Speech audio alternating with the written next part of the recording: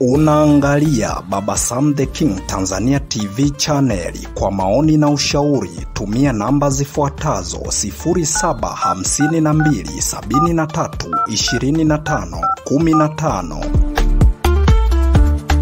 Baba Sam the King.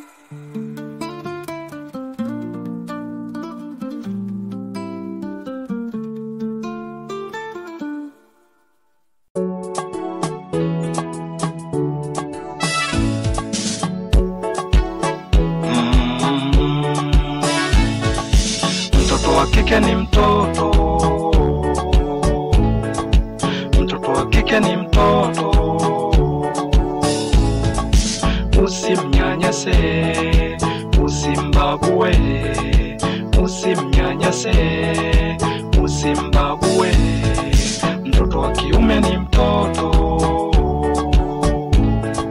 mtoto wa kiume ni mtoto, usimnyanyase, usimbague, usimnyanyase, usimbague.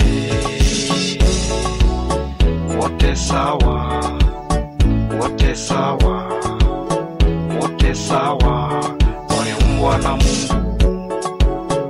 Wote sawa, wote sawa, wote sawa, waliumbwa na Mungu. Wote sawa, wote sawa, wote sawa, waliumbwa na Mungu.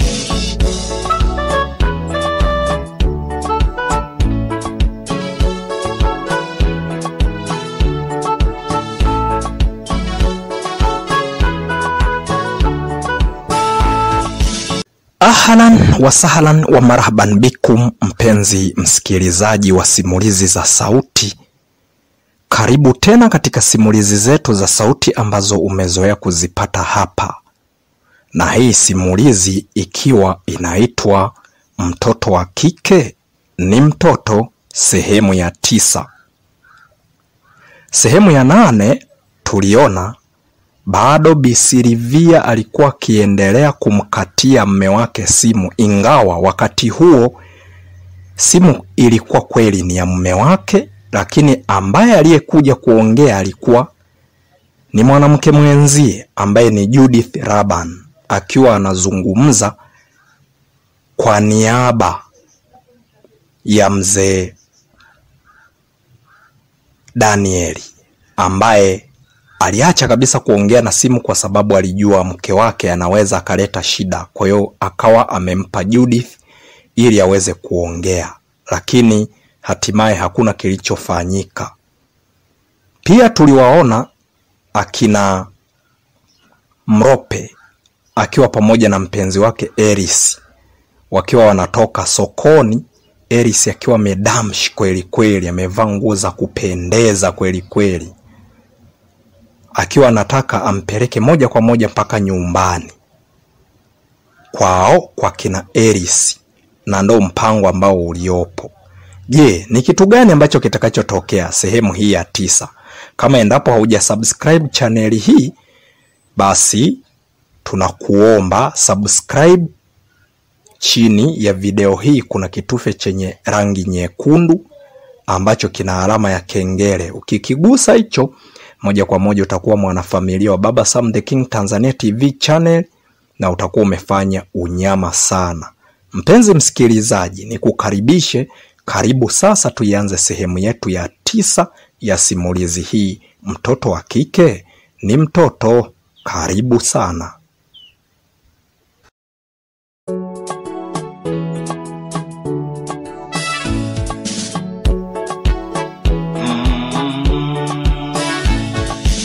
Mtoto wa kike ni mtoto, mtoto wa kike ni mtoto, usimnyanyase, usimbague, usimnyanyase, usimbague. Mtoto wa kiume ni mtoto, mtoto wa kiume ni mtoto, usimnyanyase, usimbague, usimnyanyase, usimbague. usiwabague, wote sawa, wote sawa, wote sawa, waliumbwa na Mungu. Wote sawa, wote sawa, wote sawa, waliumbwa na Mungu. Wote sawa, wote sawa, wote sawa, waliumbwa na Mungu.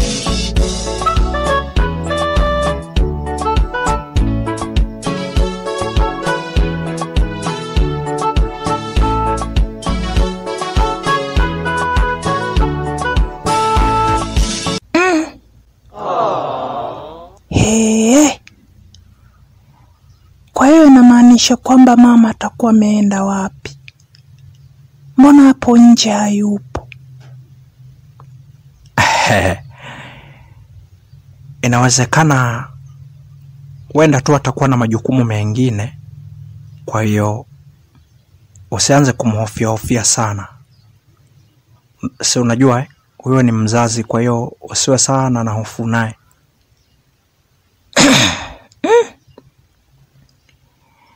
Lazima niwe na hofu naye kwa sababu ni mama yangu. Halafu aonekane hapa nje.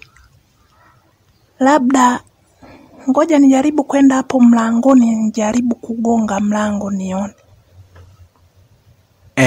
Hiyo nayo inaweza ikawa ni jambo la busara, kwa sababu yawezekana kuna vitu ambavyo anavyovifanya au huenda merara humo ndani.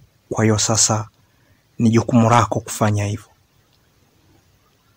Haya, nakuja baby. Hamna shida.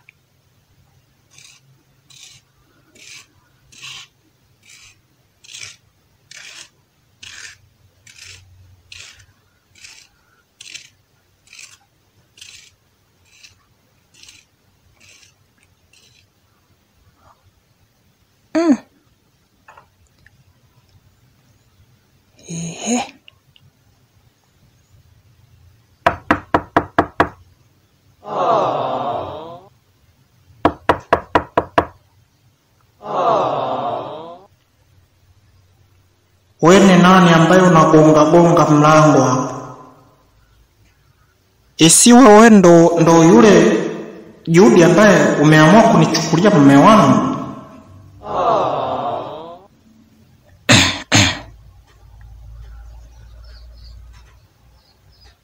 Hapana mama.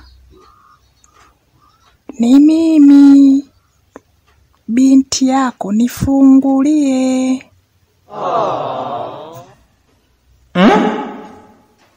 Mbona nasikia sauti kama ya Eris? Au sio yeye? Ngoja kwanza nikashuhudie, maana haya mambo mengine kama kweli ni mwanangu Eris, sitafurahia sana isi.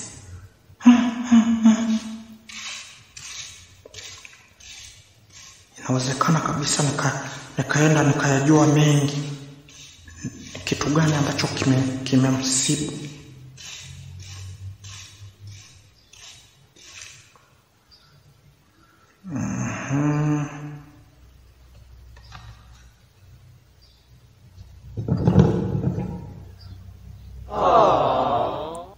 Wow.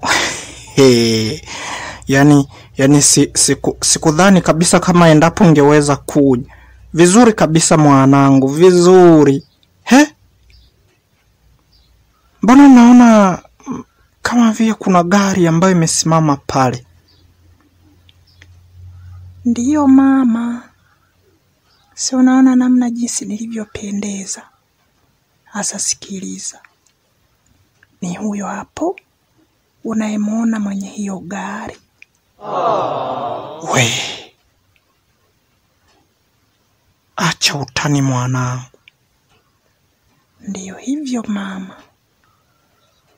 Mama, kumbe ni tajiri kabisa.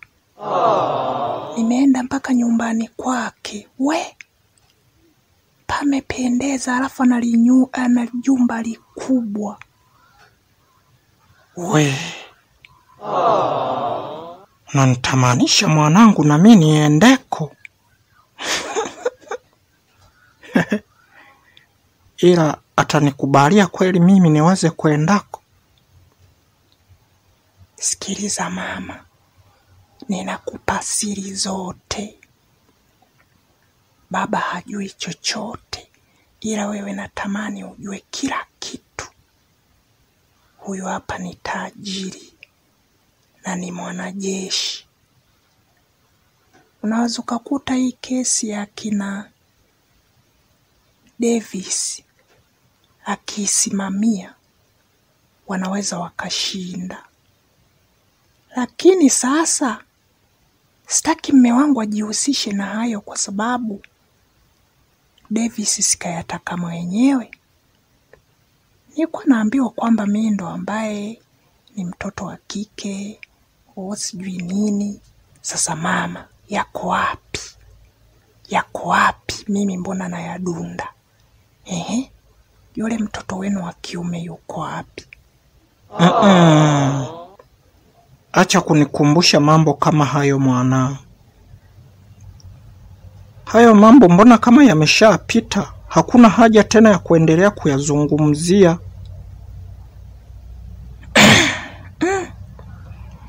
Yatakuwa yamepita kwenu, lakini mimi bado ninaendelea kuyawaza. Mfano kama ningekuwa niko shule sasa hivi. Lakini mmenitoa shule na Mungu naye kani bless. Siji bless ndo nini? Siji ndo kubariki? Hata sijui. Elimu yenyewe ya kuungaunga. Sawa mwanangu, nimekuelewa. Karibu uingie ndani sasa.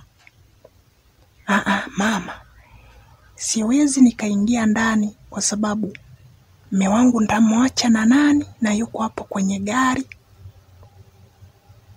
Basi si uende ukamwambia aje angalau tusalimiane, nimuone hata kumuona. Haya, sawa.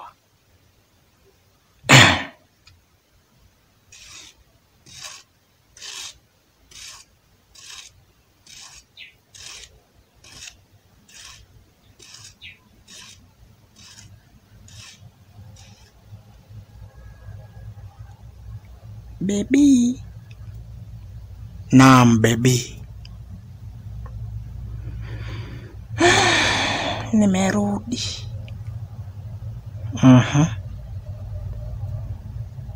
Mama amesema utoke nje kwenye gari ukamsalimie.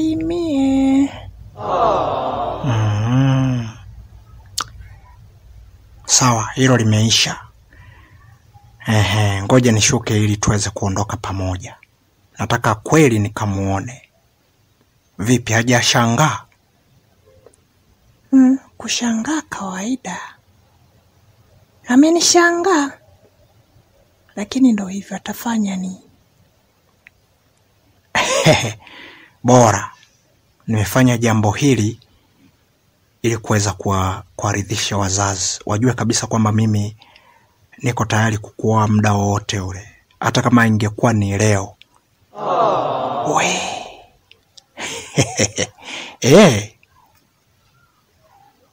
Sasa si baba aje tu ili mimi niolewe jamani. Baba njoo niolewe.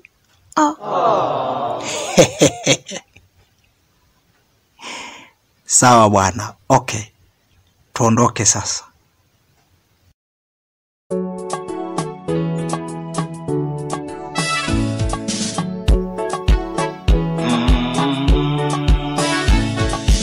Mtoto wa kike ni mtoto.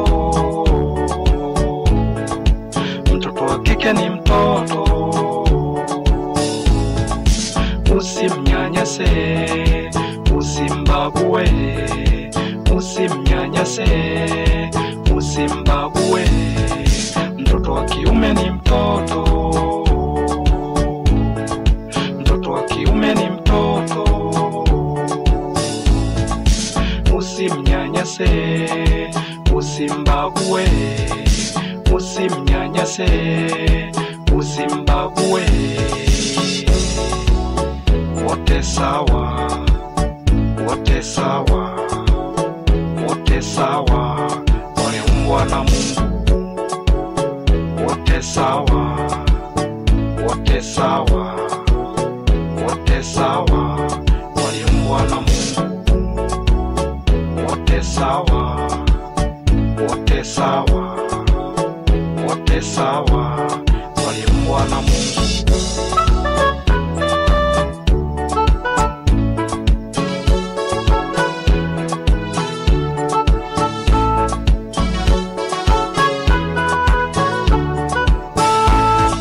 Sikiliza kwanza mheshimiwa Dio.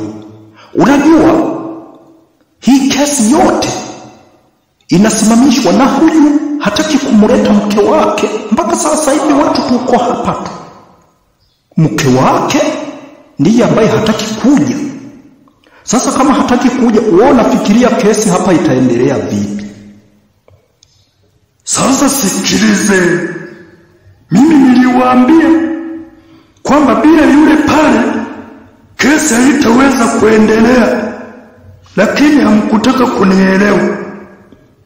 Inatakiwa mtafute mpaka aje hapa.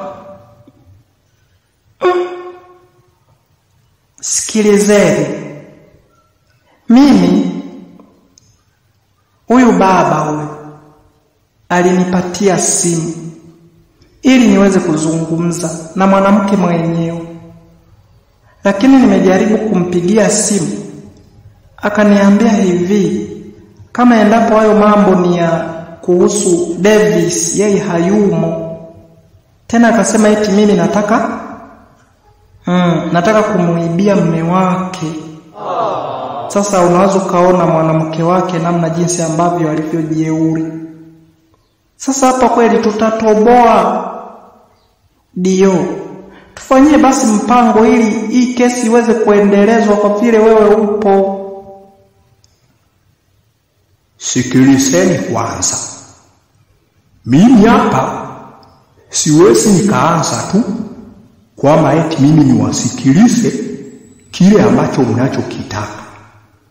Mimi hapa nina mambo mengi sana ya kufanya ya kiserikali. Sawa? Tuko pamoja? Ndio. Kwa hiyo basi, kama endapo nyinyi hamkuweza kujua namna ya kuweza kumpata huyo mwanamke, itakuwa ngumu kwangu. Na nilikwambia mkuu wa shule wewe, headmaster, kwamba isiwezekane mtu hapa kutoka kama endapo kesi haijamalizika. Na hili jambo inatakiwa lifanyiwe mchakato.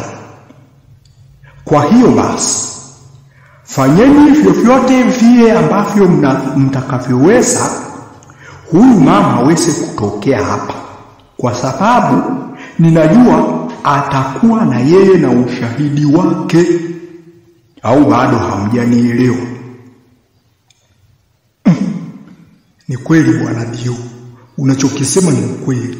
Anaweza kweli na yeye akashiriki kwa namna moja au nyingine katika masuala ya mazungumzo haya tunayoyazungumza hapa ofisini. Lakini sisi hapa, kumbuka, tumeacha mambo mengi. Mfano kama huyu binti ameacha gesti ile Mshikamano Lodge. Sasa hivi bwana Msukuma haiwezekani, yani haijulikani ni hatua gani ambayo atakayoweza kumchukulia huyu binti Judith, kwa sababu amechelewa kuja kwenda kazini, mpaka nachapia nasema kuja. Yani yamenichosha kwa kweli mimi kukaa hapa. Sekeleza, kama wewe unaona umechoka kuwepo hapa, basi mlete huyo mwanamke ili aweze kuja kutoa ushahidi wake hapa. Lakini kama haitawezekana, basi mjue mimi sina maamuzi aina yeyote. Mimi nataka kupewa barua na mwalimu mkuu ambayo imejitosheleza. Wazazi wote wawili wa kijana husika pamoja na wazazi wawili wa binti husika pamoja na mashahidi wote katika tukio hili ambalo lilikuwa likifanyika, na nadhani mtakuwa mmenielewa. Ndiyo mkuu, mimi kama mimi nimekusoma kabisa, lakini ndio maana mimi niko nawaambia hapa hakuna kitu ambacho kitakachoweza kuendelea bila kumleta huyu mwanamke, na mimi siwezi nikatoa barua ambayo shahidi mmoja hayupo. Kwa hiyo endeleeni kukaa hapa, hakuna namna ya kufanya.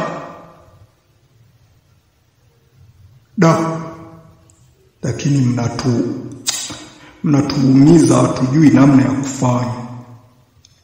We headmaster. Naam mkuu.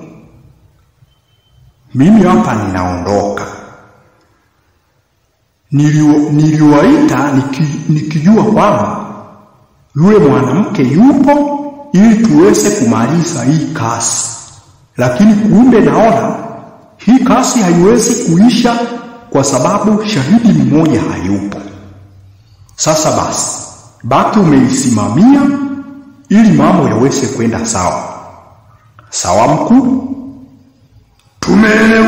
Tumeelewana, hakuna tatizo. Okay. Sasa mimi ninaenda kwenye makasi yangu. Hakikisha unaniletea barua ambayo imeambatanishwa na mashahidi wote na wasasi wote wawili, upande wa kiume na upande wa kike. Umenielewa?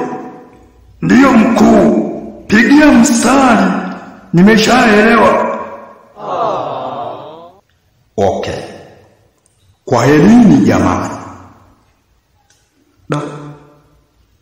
Sasa kweli ndio ndo naamua kabisa kuondoka kesi yangu na huyu binti itakuwaje? Mtajielewa nyinyi wenyewe, kwa sababu nyinyi ndio ambaye mlioenda kufanya hivyo vitu. Hatukuwa pamoja tafadhali. Sawa?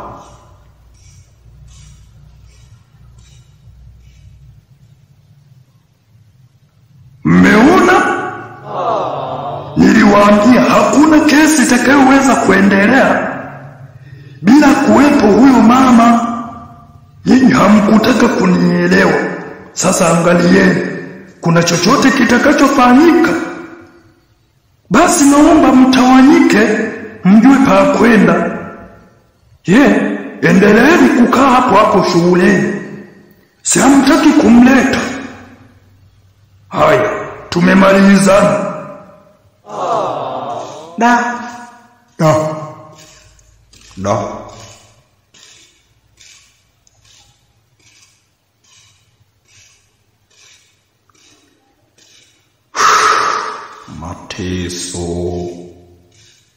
Mateso nini wakati wewe mwenyewe ndio uliyotaka? Pumbavu.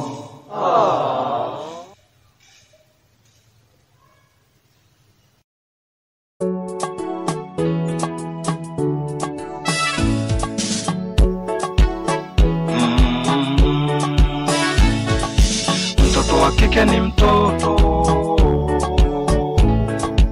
Mtoto wa kike ni mtoto. Usimnyanyase, usimbague, usimnyanyase, usimbague. Mtoto wa kiume ni mtoto. Mtoto wa kiume ni mtoto.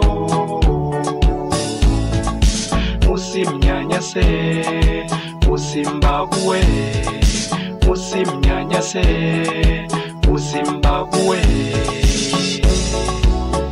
Wote sawa, wote sawa, wote sawa, waliumbwa na Mungu.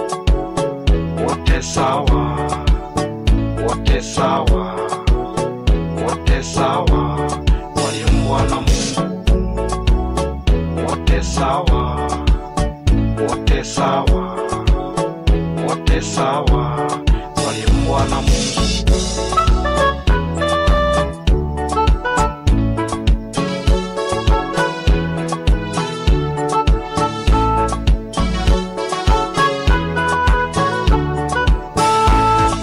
Kwa hiyo mzee Msukuma, una malengo gani kuhusiana na hiyo gesti?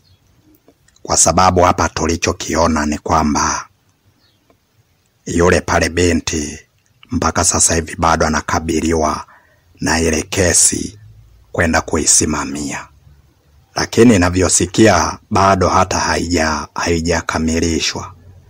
Sasa unaona itakuwaje?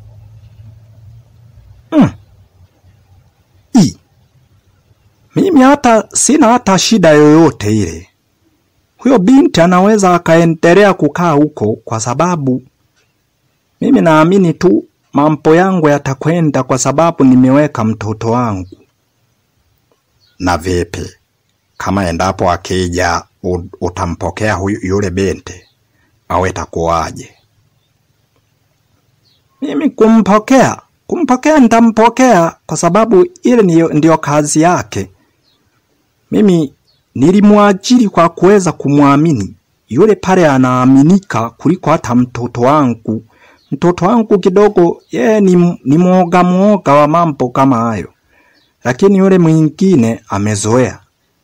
Kwa hiyo ndio maana sasa. Sawa, ninashukuru sana, lakini nimekuja hapa kununua gunia moja la sembe. Kama nitapata mtu anaweza kunipelekea pale nyumbani, kutakuwa hakuna shida.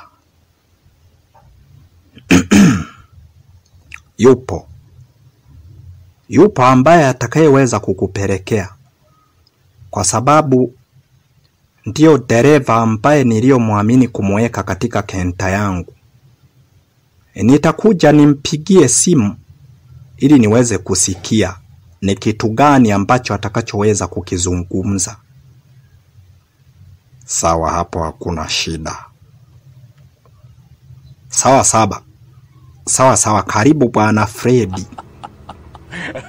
Asante sana. Mbona unasema saba tena? Si unajua hapa nafanya mahesabu afu naona kama vile hayaendi. Mahesabu au mahesabu? Kumbe naendelea kuchapia. Basi tuyache kama yalivyo, tusiendelee kuyaongelea kwa sababu nina mambo mengi kichwani. Asante sana. Ngoja nimpigie simu huyo kijana. Sawa bwana Msukuma, tuko pamoja. Wacha mimi niondoke niende nyumbani, naamini hiyo gunia moja ya sembe itanikuta. Sawa bwana Fredi, tuko pamoja rafiki yangu. Sawa.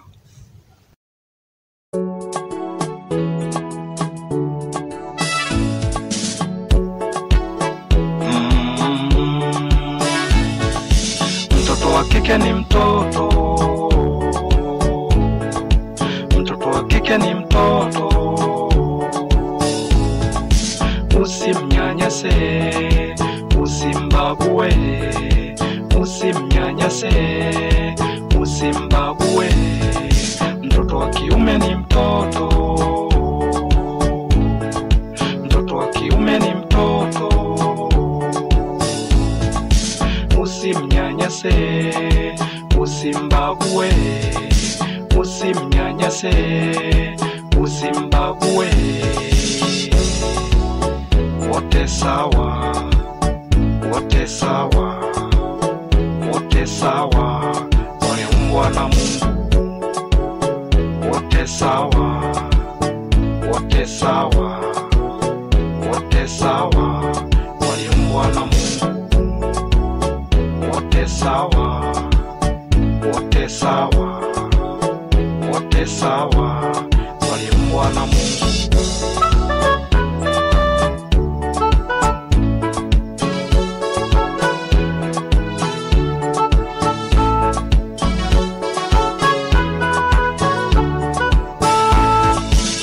Asante sana mama yangu. Nashukuru sana pia kwa kuweza kunipokea. Inawezekana ni kweli haunifahamu, Naitwa Mr. Koplo Mrope.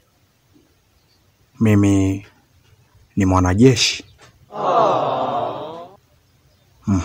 Ni kijana ambaye nilikuwa nikitafuta niweze kupata mwanamke, lakini nilikuwa nahitaji nipate wanawake kama wale ambao wanaopitia maisha magumu. Ndio ambao nilikuwa nahitaji, kwa sababu siwezi nikachukua msomi mwenzangu au nikachukua msomi anaweza zile mali ambazo namiliki anaweza kuja kuzitapanya. Kama namna jinsi unavyojua mamangu, kuna shida kweli kweli siku hizi.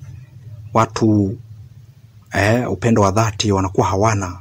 Kwa hiyo ukichukua mtu ambaye anateseka, nadhani anaweza kukaa na kutafakari kwamba endapo atafanya jambo lolote lile baya, anaweza karudi katika yale maisha ya nyuma. Kwa ni vizuri mimi nimeona nimchukue huyu binti, kwa sababu nilimuona ni muuza mihogo, alikuwa ametoka kuchuuza mihogo. Kwa hiyo hilo tukio nalikumbuka sana, na alionekana ni binti mwenye mawazo sana.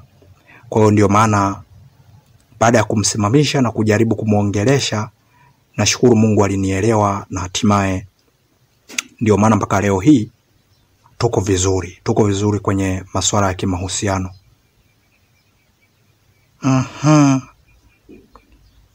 Hapo ni safi kabisa mwanangu. Na hili jambo kwa kweli mimi ninakuombea kwa Mungu ili aweze kukubariki, kwa sababu ni kweli tulifanya uzembe tukamkataza asiende hata kusoma, kwamba yeye ni mtoto wa kike, lakini umetuheshimisha. Nashukuru sana kwa namna hiyo, namna jinsi ambavyo umefanya. Mwenyezi Mungu awe pamoja na wewe. Sawa. Mimi ninashukuru. Nashukuru sana kwa hatua hii. Lakini mamangu, siwezi nikaondoka hivi. Kwa hiyo lazima mamangu ni kuachie chochote kitu.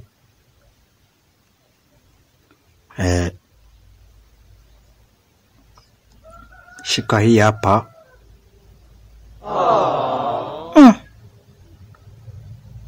Mbona inaonekana ni kama bunda kubwa. Ya, hiyo ni shilingi 250,000. Kwa hiyo nadhani kama kuna vitu ambavyo vitakuwa vimepungua humu ndani, itakuwa ni vizuri zaidi kuongezea. Nashukuru sana mamangu, na nitaendelea kuwasaidia kwa kila hali na mali. Lakini tuko pamoja. Naitwa Koplo Mrope.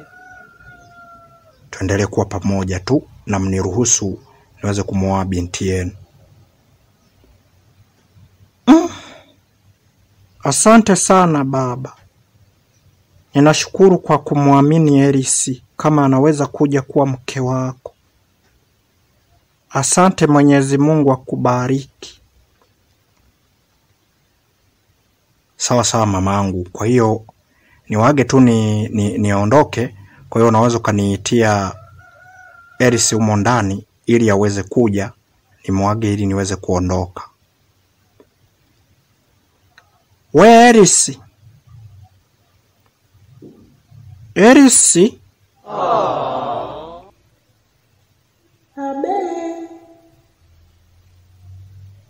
Toka humo ndani uje muagane na mwenzio. Haya mama, nakuja. Amesema yuko anakuja. Kwa hiyo inatakiwa umsubiri kidogo. Sawa mamangu, hakuna shida.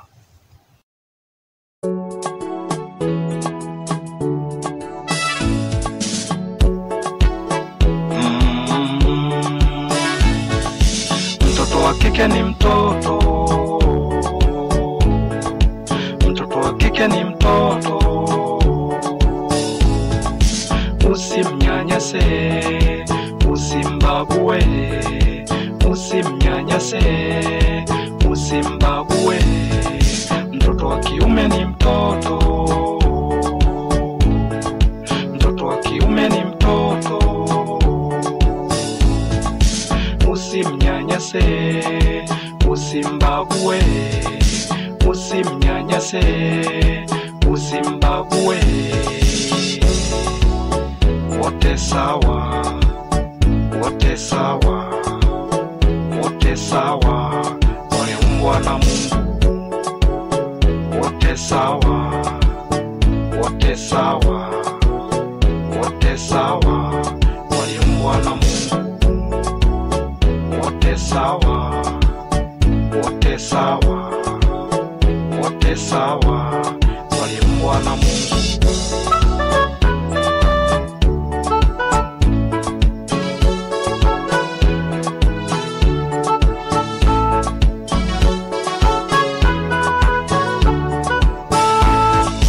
Naam, mpenzi msikilizaji wa simulizi za sauti, sehemu yetu ya 9 ya simulizi yetu inayoitwa Mtoto wa Kike ni Mtoto imeishia hapa. Tumemwona moja kwa moja Eris ameletwa mpaka nyumbani na hatimaye akaonekana amedamshi vizuri kabisa. Mama yake akaanza kumshangaa. Hatimaye Eris huyu akaanza kumwambia mama yake sifa za huyo mwanaume ambaye amempata, yaani Bwana Mrope. Akaanza kumpa sifa zote ambazo anazo, mali alizonazo, na kule nyumbani namna jinsi ambavyo alivyojipanga, na akamwambia kwamba ana mpango siku moja jaribu kumpeleka ili aweze kwenda kupaona. Pia tumemwona Eris huyu akaenda kumuita kwa sababu mama yake Bi Silvia alikuwa anamhitaji Mrope ili waweze kuweza kusalimiana, na hatimaye Mrope amekuja wakasalimiana. Lakini kwa upande mwingine tumeona akina Judith Laban pamoja na mzee Daniel bado hapo katika ile kesi, na hatimaye Dio amekuja akawa anawasikiliza kwa sababu wamempigia simu na kumhitaji aje ili aweze kumaliza kesi. Lakini amekuja Bi Silvia hajamkuta. Hatimaye kesi imekuwa ni ngumu kuisha, maanake wanaendelea kuganda kule kule. Tukija katika upande mwingine tumemwona mzee Msukuma akiwa na rafiki yake Fredi akiwa ni mteja wake ambaye amekuja kununua sembe pale, na hatimaye akajaribu kumuuliza kuhusiana na huyu binti Judith, akienda pale guest atampokea, na Msukuma amesema yuko tayari kumpokea. Na mwisho kabisa tukaona Mrope yuko anazungumza na mama mkwe wake, yani Bi Silvia. Wakazungumza mengi, hatimaye akapewa fedha ambazo kwa hali ya kawaida na kwa kijiji hicho walichopo Bi Silvia hajawahi kupokea pesa kama hizo. Ni nyingi mno. Ameshukuru kwa namna yake, lakini ndani ya moyo anaonekana ni mtu mwenye furaha sana. Kama utakuwa haujasubscribe chaneli hii, chini ya video hii kuna kitufe ambacho kina rangi nyekundu na kina alama ya kengele. Unaweza kugusa hapo moja kwa moja, utakuwa umefanya unyama, utakuwa ni mwanafamilia wa channel ya Baba Sam the King Tanzania TV channel. Utakuwa unapata makala mbalimbali pamoja na simulizi mbalimbali ambazo zitakuwa zikiuploadiwa hapa. Ni kuage niseme kwa heri kwa sasa. Tukutane sehemu ya 10 ya simulizi hii, Mtoto wa Kike ni Mtoto. Nadhani unaona mtoto wa kike namna jinsi ambavyo anazidi kuinemesha hii familia ya mzee Danieli, tofauti kabisa na mtoto wa kiume ambaye walimuamini, hatimaye ameenda kuyavuruga na kesi haitaki kuisha. Mpenzi msikilizaji, angalia kati ya mtoto wa kike na mtoto wa kiume ni nani bora. Wote wana ubora. Kuna kumwamini wa kike akakufanyia matukio, wa kiume ndo akaja kukulea, na kuna kumwamini wa kiume akaja kukufanyia matukio, wa kike ndo akakulea. Kwa hiyo kama namna jinsi ambavyo tunaona wimbo wetu huu wa soundtrack ambao unatuambia mtoto wa kike ni mtoto, basi tusiwabague, wote sawa, waliumbwa na Mungu na wote wana akili. Huwezi ukajua kati ya wa kike au wa kiume ni yupi ambaye atakayekuja kukulea. Mimi ni Hasdi02 Baba Sam the King. Huo ulikuwa ni ushauri mdogo tu, ni kuage niseme kwa heri mpaka hapo sehemu ya 10 ya simulizi hii. Alamsiki.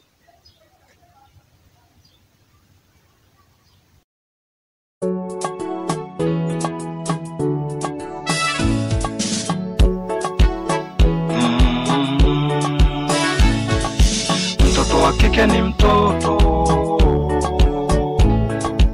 mtoto wa kike ni mtoto.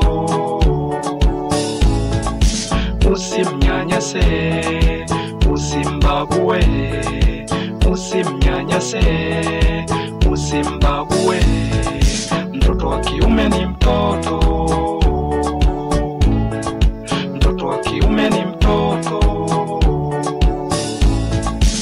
Usimnyanyase, usimbague, usimnyanyase, usimbague. Wote sawa, wote sawa, wote sawa, waliumbwa na Mungu.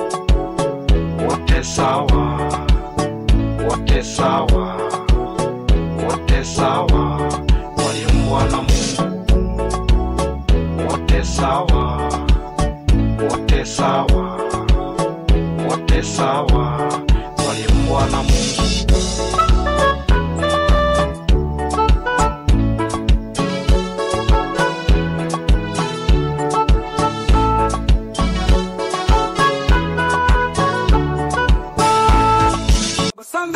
Unaangalia Baba Sam the King Tanzania TV channel. Kwa maoni na ushauri tumia namba zifuatazo: 0752732515. Baba Sam the King.